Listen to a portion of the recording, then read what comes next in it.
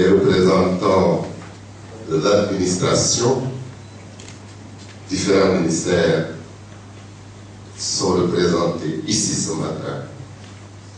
Mesdames et messieurs les experts, mesdames et messieurs, honorables invités, vous tous, en vos qualités et titres, mesdames et messieurs, chers acteurs, chers partenaires, passion active des pays du Sénégal, mais je dirais de tous les pays, surtout les pays en développement, est capitale dans ce processus.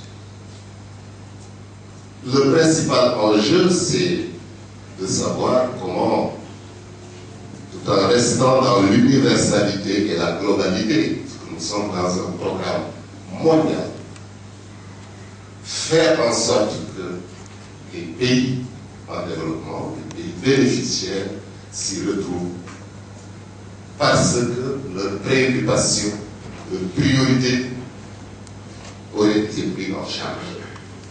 Et cela sous la coordination des agences des Nations Unies, en l'occurrence, Madame l'a rappelé, l'UNESCO et l'UNICEF. Je peux rappeler la rencontre de Johannesburg, la rencontre de Luanda, ici même à Dakar, notre pays en 2013, mars 2013, a accueilli la consultation mondiale thématique sur l'agenda post-2015 qui a été organisée conjointement par l'UNESCO, l'UNICEF et le Sénégal. Récemment, notre pays, à un très haut niveau, chez le ministre de l'Éducation nationale, a participé à la réunion demain, d'où est sorti le document presque de base aujourd'hui en termes de synthèse des réflexions provisoires sous l'égide de l'UNESCO. Et c'est ce document, particulièrement quand on parle de position aujourd'hui par rapport à l'agenda post-2015, c'est d'analyser et de se prononcer, de se positionner par rapport à ces propositions de cibles, d'indicateurs, de vision, etc. Quelques points d'attention que je vais rappeler. D'abord, dans le principe, M. le Président l'a rappelé, le Sénégal part du principe que l'éducation est un droit et relève de l'obligation des États d'assurer à tous les citoyens une éducation de qualité. Le principe du droit. Le Sénégal, dans ses réflexions, fait aussi beaucoup attention à la prise en charge de la question de la pauvreté. Parce que dans ce débat, la question ou les choix difficiles à faire, c'est est-ce qu'il faut opter pour toucher le maximum, le plus grand nombre, ou est-ce qu'il faut rester dans une logique d'excellence où c'est le plus grand. Il est clair que pour notre pays, et conformément à la politique aujourd'hui en cours, l'option doit être de toucher les populations les plus pauvres, les plus marginalisés et les exclus du système. C'est une question d'équilibre. Deuxième point d'attention, la qualité, je ne reviens pas sur ça, la qualité avec une attention, une très grande attention aux résultats des apprentissages. Troisième point d'attention, c'est l'efficacité interne et externe, et qui pose toute la problématique de l'éducation qualifiante des jeunes et des adultes et de leur insertion dans la vie sociale, professionnelle. Et monsieur le secrétaire général l'a rappelé, c'est le dernier point d'attention, c'est le financement de l'éducation. Nous avons vécu une décennie, tous les bilans l'ont montré, où malgré les efforts qui n'ont jamais historiquement existé au niveau des États, les résultats sont encore faibles. La communauté internationale n'a pas respecté ses engagements. La question du financement doit occuper aussi une place centrale dans l'agenda post-2015. Tout à l'heure, on reviendra sur des échanges avec le premier panel sur le cas spécifique du Sénégal en termes de bilan, de priorité, etc. Mais en attendant, je voudrais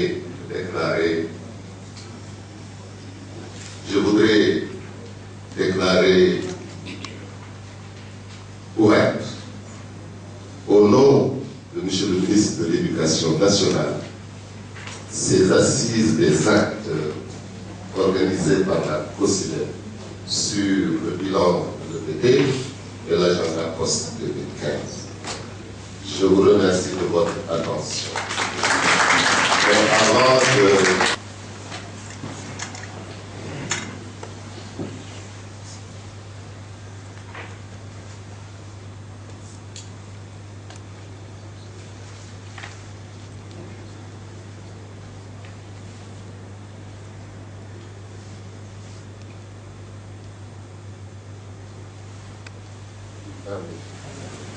Merci beaucoup.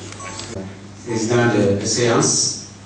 Donc après les éléments le coordinateur national a présenté, peut-être je voudrais prendre la parole au nom de tous les membres du conseil d'administration pour vous exprimer notre satisfaction par votre présence dans cette manifestation, rien qu'à voir la qualité des personnes qui sont à cette table, la qualité des institutions que vous représentez, mais aussi tous ce nombre que je ne peux pas citer dans le public. Je crois que c'est déjà une grande réussite pour nous de passer cette présence. Donc nous vous remercions très sincèrement.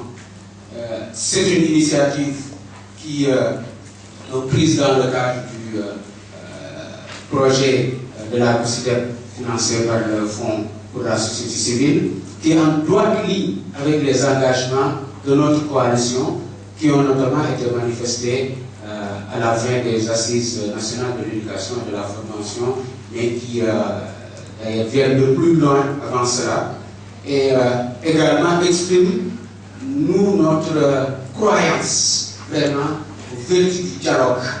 Monsieur le Président, nous on croit au dialogue. C'est pour ça que nous avertissons régulièrement d'apporter des contributions et d'amener les acteurs à pouvoir se parler. Nous pensons que c'est une chance qu'il ne faut jamais, même lors des moments difficiles que nous ratons.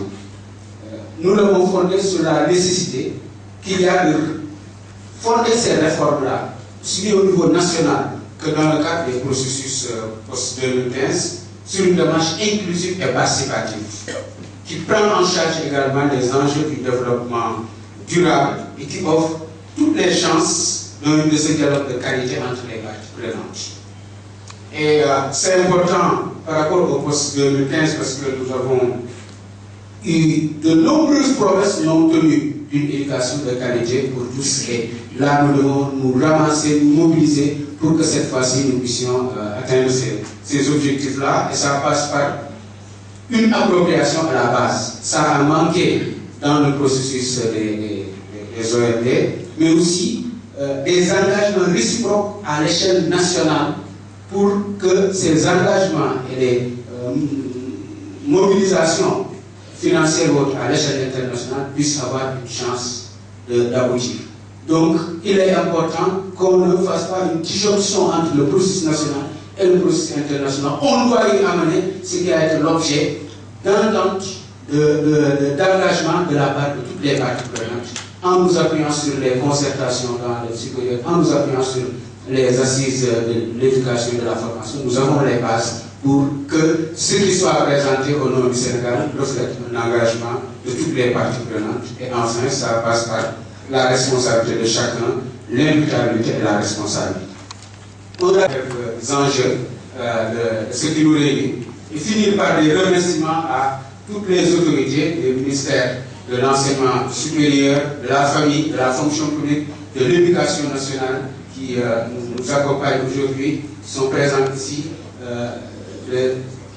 et du dialogue social également, de l'UNESCO, de la Confremen, nos doyens du CNDS et de la FENABES, toutes les organisations non gouvernementales et les syndicats qui sont là, mais également les autorités régionales, les représentants des collectivités locales, d'anciens ministres comme M. Mamadou Ndoye et le comité de pilotage des assises nationales de l'éducation et tous les contributeurs nombreux qui vont partager avec nous au cours de ces 2 jours. Merci également à nos partenaires du F23 et de SOS Consommateurs et tous les membres du conseil d'administration et du comité exécutif national et nos responsables d'antenne régionale, tout comme à nos journalistes ici présents. Je voudrais finir, Monsieur le Président, si vous le permettez, par mentionner notre doyen frère Jim Momar Cissé. On l'a dit, il nous manque beaucoup. C'est dans cette salle-ci, il y a quelques mois que nous avons tenu notre dernière activité de la coalition, une formation.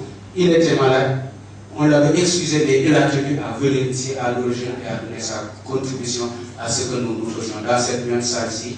Et il se trouve que nous revenons faire une activité. Et nous sentons beaucoup son absence. Moi en particulier, c'était un complice. C'est avec lui que dans les réunions, nous amenions une bonne atmosphère en plaisantant entre Mbaye et Cissé. Et il avait toujours le mot positif, quels que soient les points difficiles que nous avons. Donc c'est vraiment un moment aussi qui est très fort pour nous et nous voulons vraiment en témoigner devant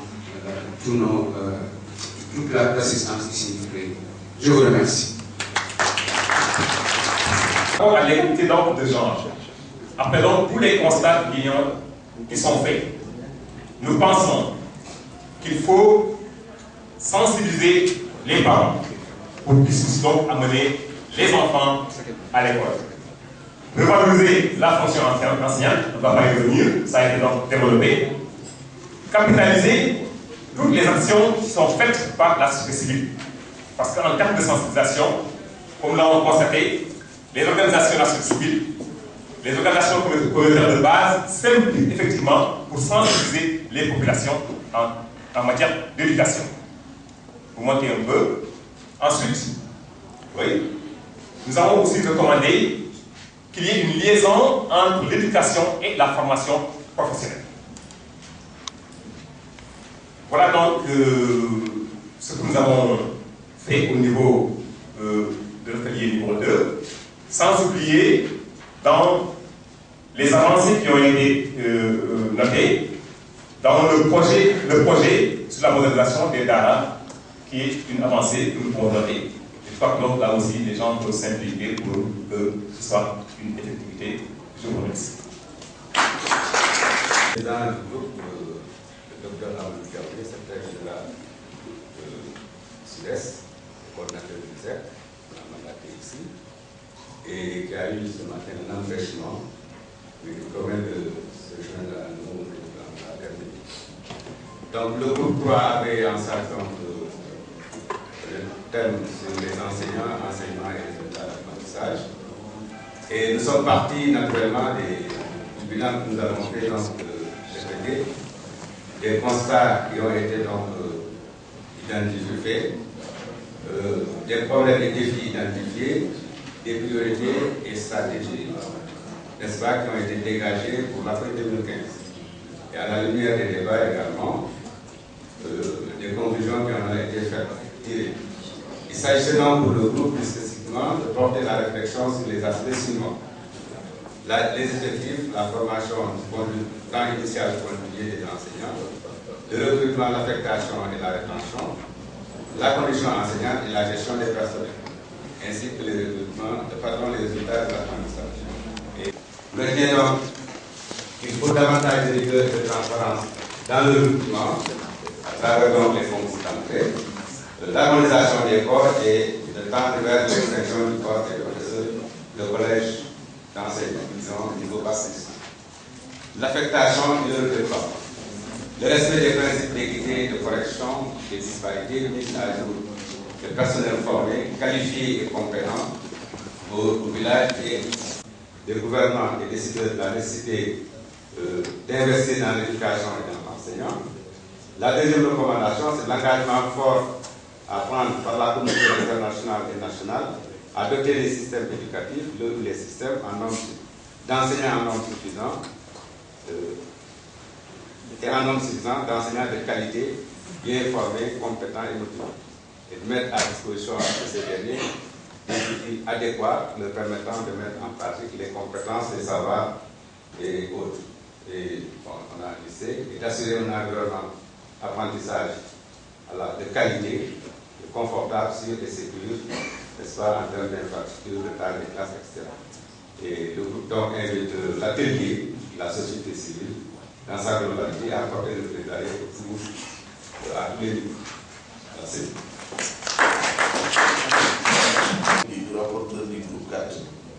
Le groupe 4 avait donc comme présidente, devrais-je dire, Madame Ramatoulaye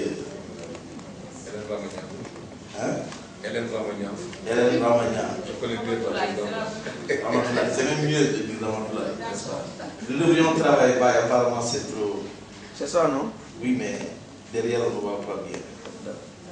Si nous présentons un thème, on a un problème. Nous nous traitons ensemble, sinon on va se fâcher.